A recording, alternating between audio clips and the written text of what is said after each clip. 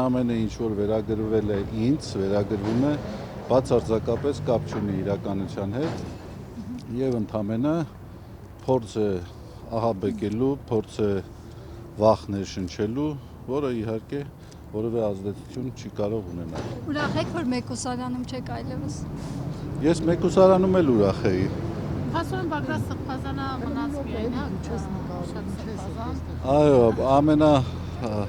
մեծ ափսոսանքը նաև այս պահին այդ է ինձ համար, որ Բագրատ Սրբազանը խցում առանձին մնաց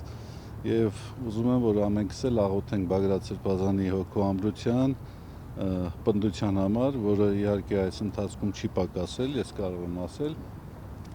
Եվ Աստված տա, մի օր մենք բոլորս մեր համար ցանկությունների արդյունքը կտեսնենք։ Մի բան գիտեմ, ասեմ, ավարտենք, վերջը լավ է լինելու, եթե լավ չէ, ուրեմն վերջը չէ։ Բաժանորդագրվեք Արմատ մեդիայի ալիքներին YouTube-ում, Facebook-ում, Instagram-ում և Telegram-ում։